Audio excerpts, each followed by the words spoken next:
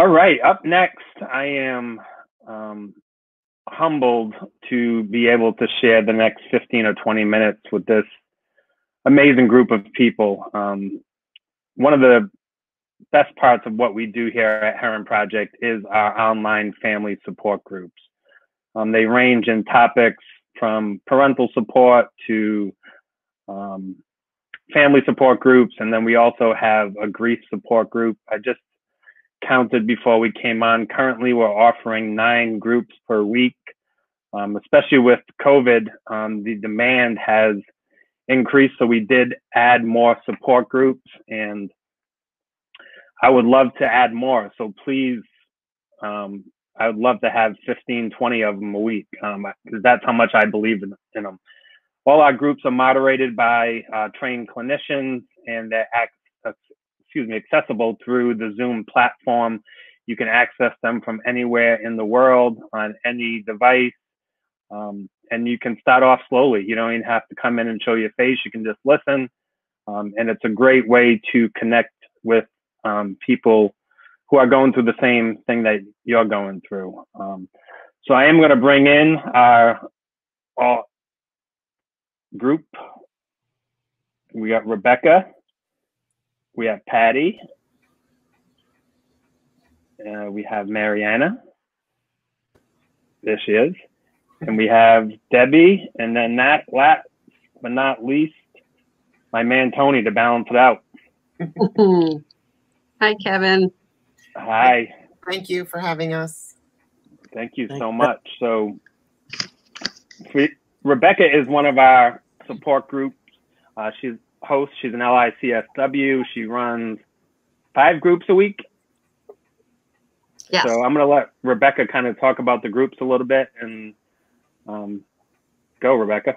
Wonderful. Thanks, Kevin. I really appreciate you giving us the time tonight to talk about the work that I am so blessed and grateful to be able to do for the Herren Project. As Jared was saying, and I'm grateful he shared as well, the families of people with substance use disorder are affected, and the ripple effect is wide. And the support groups that I am able to share and facilitate are currently 3 family support groups for family members of loved ones who are either actively using, actively in recovery, or actively struggling in some way. And then I run 2 grief support groups for family members who have lost somebody to the disease of addiction.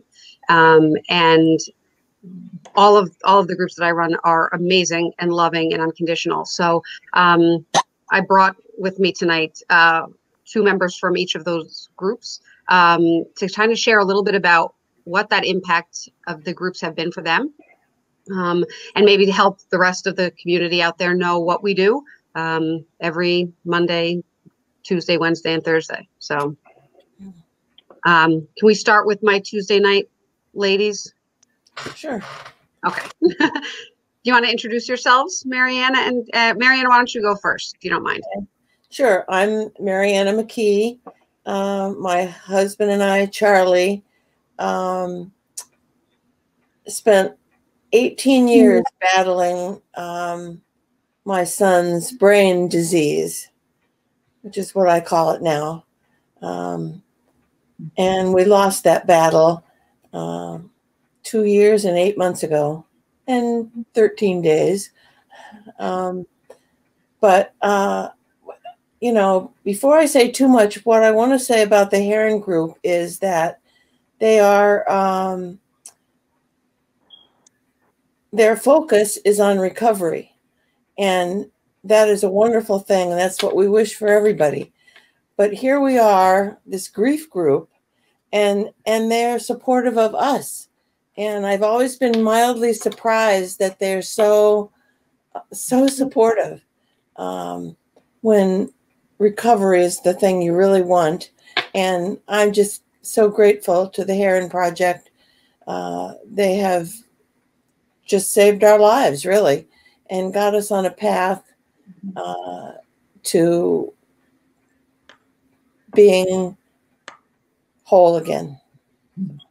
So, we lost our only child, CJ, and he was a wonderful person, but had a terrible brain disease. Well, I'm grateful that you and Charlie have joined us, and certainly we wouldn't be us without you two. So, thank you, Mariana. Deb, do you want to share a little bit about you and Mike? Sure. I'm Debbie, and my husband Mike and I lost our son Dan 3.5 years ago. He was 31 years old, and unlike other people in our grief group, we didn't know our son was dependent on opioids. He came to live with us for 3 months after living in New York, and he was fine. He had a full-time job. He was saving money to get his own apartment, his own car, and we knew he probably smoked pot and this and that, but we didn't know anything else that he was involved in. And the only way we found out is when I went to wake him up one morning, he was late getting up for work, is I found him dead. And that's when we first realized he was into more than just a casual smoking pot.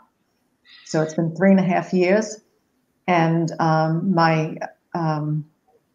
our grief group has helped us so much in a lot of ways. It's educated us on what they had gone through. It opened our eyes to what we might have gone through. It helped us through really bad times. When we first joined, it was only like 6 weeks, I think, after Danny died. And I could never be where I am today without them. And we've met people that we feel like we've known forever, and we've only known them for a short amount of time. And yeah, it's just one of the things that helps us through our grief. And my husband writes poems for it, and maybe later on I'll read a poem. That'd be awesome. I know both Marianne and Debbie, we asked the group last night what kinds of ideas and concepts that we would want the world to know about this group. And one thing I think that's really important to note about this grief group is that when a loved one dies, there is all of the support and love in that moment, in that week, in the month following. And then everybody disperses and goes on with their lives. And I think that the group has always been a place where you can go back to whatever moment in your memory or your process you're in and experience it with people who understand. So do you want to share a little bit about what the other members and yourselves thought you'd want the world to know? Sure. Chris had said last night that she when she comes to our group, she's always reminded that she's not alone. Mm-hmm. And we really are like family, closer than family, because many of my family don't ever talk about CJ. And we know everybody's names. We know Danny and Patrick and Stephanie and Scotty and Andrew and Jillian, and we get to talk about them all the time. And that is so comforting.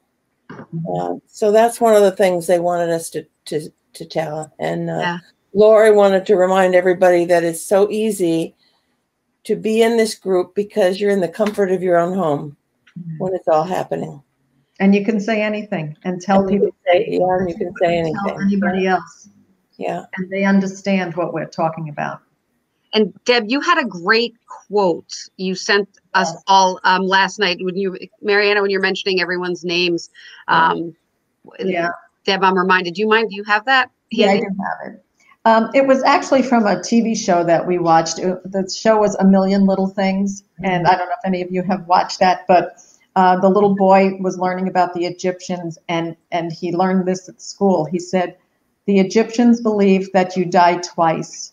Once when you take your final breath, and then again the last time someone says your name. So we have to keep talking about our kids' names. Yes. Yeah. And our loved ones that died. Awesome. Keep them living in one way. That's great. I'm so grateful for both of you. We're grateful for you. We are very grateful for you. Wow. Deb, would you share Mike's poem if you don't mind? I would love that. Yeah, my husband, one way that he shows or expresses his grief is he writes a lot of poetry. And he wrote this especially for the group, for our first, one of our reunions that we had, our retreats. And it's called Day Remembered, Days Anew. Time transfixed on that remembered day. A tear clutches cheek, clear legacy of loss. The fear, wonder, astonishment to stay. Suffering and regrets can grip like moss. Days and months go by, life pressing the time. Each survivor fights to retain heart's core. As thoughts of life and loss contend meantime, spirals of light and dark on this new shore. How we miss their love, that goodness we knew, these sparks of light from above, heaven sent. Grief to change shape, alter as we fight through, the mind's memory clear, not to relent. Day remembered, days anew, sharing loss and love renews. That's beautiful. Thank you to Mike. Really good. Yeah, powerful. Yeah. It's been a real part of his journey to write. So, Marianne, anything else that you'd want to share before I?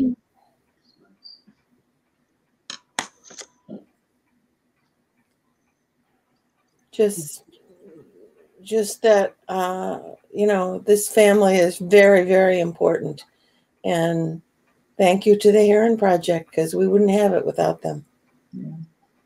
Thank you. I just want to say too, the courage. One of my favorite nights of the year is that night that we all get together in Newport, Oh, yeah. and just bond. It's the way you guys have bonded as a group, as a family, is really makes everything that, you know, we do on a day-to-day basis worth it. You know, and it's something I'm extremely proud of, that you guys have created something so special, so welcoming, and so supportive. So thank you for that. Thank you. You know what we like to say is the worst thing that could ever happen to us has already happened. So whatever we find, like the retreat weekend and the special dinner, it's just happiness amidst the worst thing that could ever happen to us. So it seems contrary, I know, but it's a wonderful thing. Okay, that's so. The other two members of my group that I brought are Patty and Tony. And these two have put up with a lot for me over the last couple of years. They are in our family support group. And I think that it's important to know that in all of our support groups, not every member's loved one is in recovery, and not every member's loved one is doing well. And I think the incredible part of these groups is that no matter where we are any given day, the group, you know, surrounds and supports. So Patty and Tony certainly have been on this roller coaster with their Tony with his daughter and Patty with her son for a while now. But I couldn't think of two better people to kind of share what the group's all about. Patty, do you want to start and just give us a little bit about you and how you put up with me every week? Sure. My name is Patty. My son struggles with the disease of addiction. And like Rebecca, I do want to give a shout out and say thank you to Jared, because his share validated something for me today. And that's another very beautiful thing about the Herren Project. Kevin said it as well. Not only do they support the addict, but they support the family. And in COVID times, they've been doing these online the recovery meetings. And I've been attending those as well. And they've been a tremendous source of hope for me. But back to Rebecca's group. Rebecca challenges us every week. When we first start, she asks us to make a list of things that we will and won't accept from our from our loved one. But I think the biggest thing, and I think it goes across all the groups, Debbie and Mariana said it as well, is that it's a place where you're not judged. You're able to speak your mind. You're able to spew the ugliness of everything that's happening to your loved one without judgment. And everyone understands.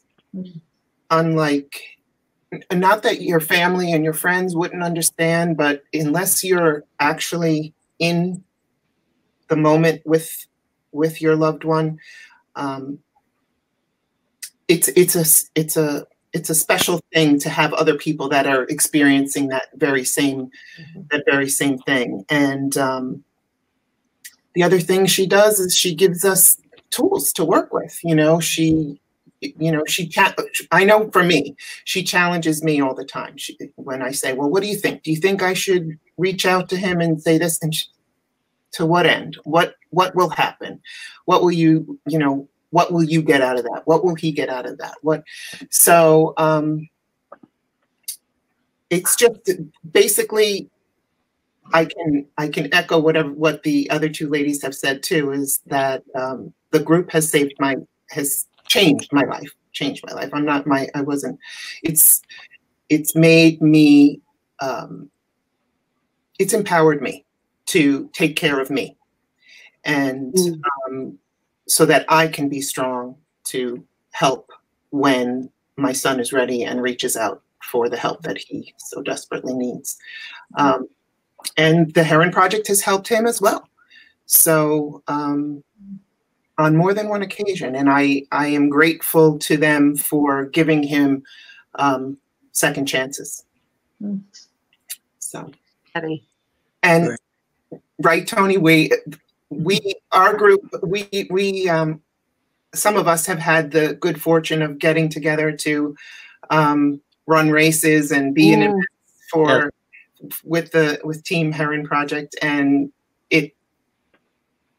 the times when we were able to meet face to face, like touching face to face. I mean, we meet face to face every week, but where we could actually touch each other was just so empowering and so I don't know.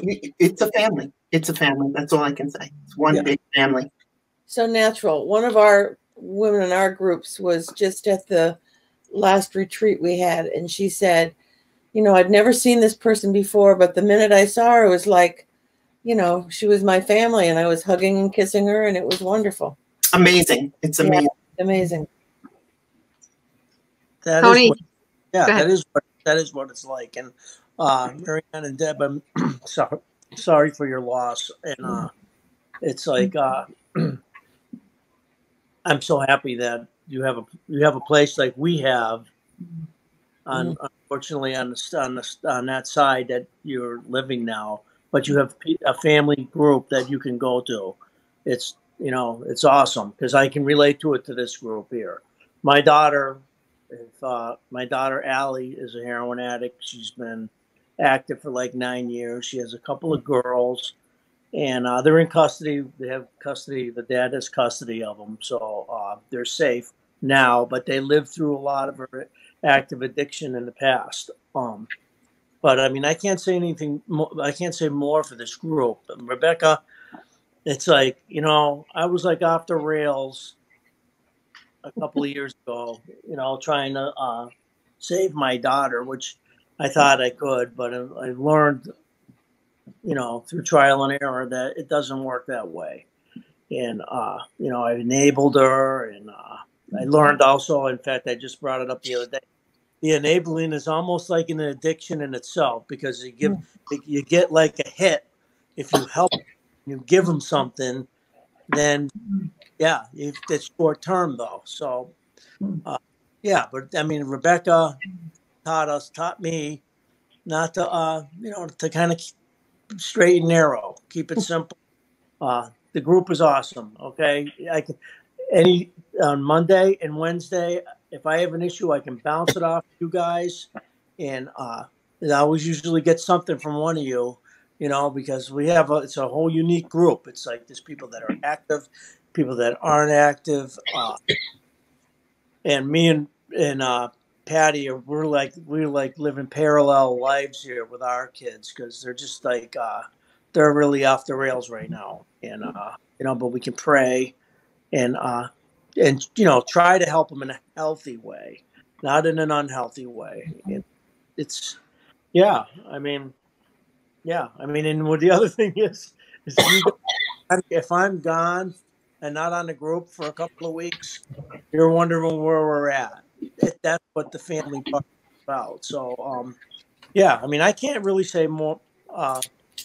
More, you know, this group is awesome, and probably be on it for a while. Maybe not, never. You know, I don't. That my daughter. And you know, she had some recovery, had 11 months at one time, and right now she's homeless and dealing with it on a daily basis. And you know, I have this piece of paper here that I was going to write and tell you guys, and that's not what I'm about. You know, I can't do that. I am who I am, and yeah, I mean, yeah, she's out there right now, and I've just learned to not overthink it too much, I guess is the word, during the day, because it's like it can really grab you and drive you crazy. And I was going through that before, and my wife was going through that before, but we were taught through this group how to deal with it. So I mean, anybody out there that's listening that needs help, this is definitely a good avenue to go through. It's certainly convenient. I'm right here at my house. Mm-hmm.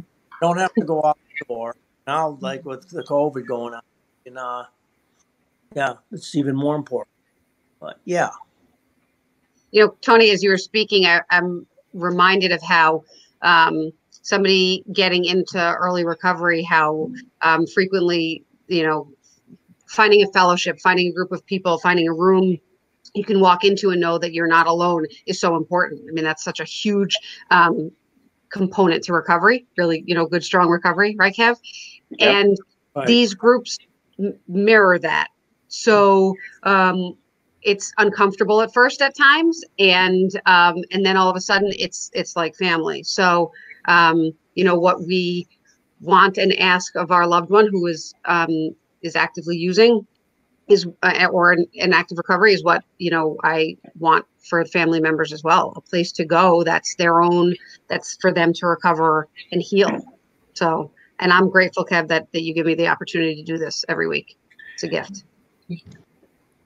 And I think, I mean, you just touched on it, you know, this idea of community is critical for a person in recovery, but it's also critical for, you know, if you have a loved one that's struggling or if you've lost someone, you know, it makes things extremely hard. And I can relate to, you know, when I tried to get sober in the past, when you try to do it on your own, it just becomes that much harder. So when you have a group of like-minded people that are going through a similar situation, that connection that you feel is something real and something that you can build off of and something that can get you through the most difficult times.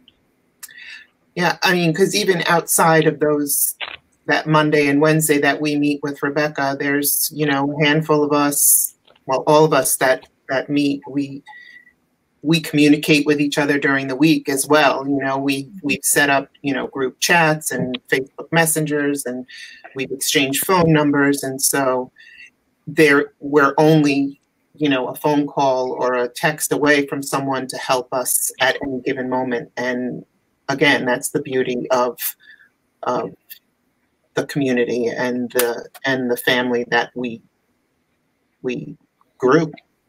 And it continues to grow. I mean, we have people, sometimes we have pages and pages we've got to swipe through to see everyone. But it's done wonders for me. I mean, it's really changed my life and my outlook on things. You know, I went from being in the fetal position to being able to stand and hold my head high. You guys are getting some fan mail too. Oh, there's our Kristen. Oh, that's awesome. That's awesome. Yeah. It's a family. Thanks, Kristen. You know, Oh, and Elizabeth. Very Thank cool. you, Elizabeth. And then we also have more. We got more. Oh. Melissa. Oh, look at that. Go yeah. Oh. She has no choice to be grateful for me. That's, that's family. But no, you guys, you know, one of the great things about this too is that this group gives us the opportunity to pay it forward for where we were a couple of years ago. Somebody else comes in that's new and going through the same thing. It keeps, just like it helps Kevin, people that are coming in that are new to the program of AA or NA. You reach out to pay it forward. We can do it that way too, and it keeps us in the present. You know what I mean? It's real similar. That's something I experienced when we first joined the group. There wasn't a smile on my face forever, and there was a woman in the group who had been there for a little while. Her name was Diane, and I looked at her one time, and I said to her during our group, I said, I want to look like you. I want to have that smile someday again. Right. And I feel that I can smile now. Of course, I'm sad too, of course, but the smile does show up. So I've gone through a certain journey there and Rebecca has helped me so much, and my grief family, I'll call them. So that's right. Yeah, we have to think of your name. Yeah, grief family. We have to think of a better name, Deb. Yeah, I know. You should put it out for like a group project. Right. Yeah. Well, I would challenge you. The family, my family support group, created their own fundraising group as well. Gave themselves a name, Herren Family Ties, and have done incredible fundraising for the Herren Project. Just because that's who they are. So that's great. Oh, there's our Lottie. Oh, there's Lottie. So I just wanted to ask you guys one question, just because I know we get this a lot. So when you initially, just about the Zoom platform and meeting from your house versus an in-person meeting, if you could just, each of you maybe talk about, even you, Rebecca, as a clinician, what that first experience was like, and kind of your experience with the video meetings, and obviously they've been helpful to you. So just kind of talk about the platform and the experience. Rebecca, you want to go first? Yeah, sure. I mean, I think when I first started, I thought this is bizarre. It's almost, opposite of what clinicians are typically taught or trained. And then I realized the reach that it has. So there have been times, certainly I know in our grief group, it's been international at times too. So when I know that we're helping so many people, I forget that it's a screen. I forget that I'm grateful we can, do it from the comfort of our homes or in a car, I think that takes away some of the guardedness that people have about therapy or treatment or support groups. So I went into it, saying, absolutely, I'll do it. And I'm grateful. And it's now, of course, it's how the world is. So we were so ahead of the game, Kev, with this. It's not even funny, but, right. But yeah, again, I think that it's the way of where we are right now. And this, obviously face to face when we can hug each other, and that's always the best. But Alexis, but this is, next best.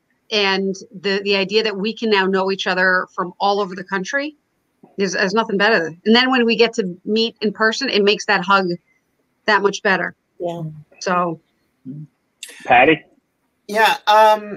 I was a little nervous at first, but that first phone call that I got from Rebecca was, it allowed me to kind of introduce a little bit of my story to her, and she got to have a little bit of background on me, so that and explain to me how the platform worked, so that when I did get on, it was pretty seamless. And I think the good thing about the platform also was, like, my very first time, she had everyone introduce themselves to me, and if I wanted to share, I could, and if I didn't, I didn't. Of course I did. I can't stop talking, so of course I shared right away. But yeah, I think the introduction to what it was going to be like was a big help. She kind of put me at ease to say, this is what happens, and this is, you'll find, this is what you'll find when you get on the group, and and so I love this platform. I think it's awesome. Awesome. Tony? Hey, so, the comparison to a group, an outside group, a self-help group that, that you show up in person, and this, I live in a small town. Okay. So, I mean, there's a pretty good sized city not far from me, but I live in a small town, and we started off going to a small group. It wasn't any of the big name like Al-Anon or Nar-Anon. It was just a group that somebody had formed in the town, but it was okay, but it was a little uncomfortable because, you always like held back a little bit because, I mean, and this is when I was new too. I mean, I'm not a shy person, but it's like, I went right to the group, but it's to talk in front of a lot of people. And at first it was hard right there with these people in the small town. News travels fast, and my daughter at the time lived in town, and it was like, I didn't really want to blow her anonymity too much, where this group here, I can go on, and I was, I wasn't embarrassed whatsoever. I'm not much of an embarrassed person, but I could say what I want. I felt really comfortable here right away, and nobody will take your inventory. They listen to you, and I like it. I don't know what else to say. I like it a lot. I mean, it definitely works. Yeah, you can be in your pajamas. Yeah, you can hold your dog in your lap, or someone could be licking your toes. But it's definitely it. And here's the other thing, and I'm not trying to make the sale here, but you know what? Right now it's of essence, right? We're not doing a whole lot, but when times precious, it's pretty easy to go on to this group. You can do it, on break at work, or if you're driving down the road, and you can do it safely, you can do it. It's like it works that way pretty easy. So, I mean, something to keep in mind. It's available. Thank you. Thanks. Awesome. Thank you. Debbie? Yeah, well, we do live in a small town also, and because of the circumstances of Danny's death and the shock that it was to us, and the whole newness of that, the disease, we would never have gone to a person-to-person group in the area. So this was the perfect platform for us. And I was a little leery that my husband wouldn't want to do this because he's such a private person. And after the first night that we were there, he says, we have to keep coming back.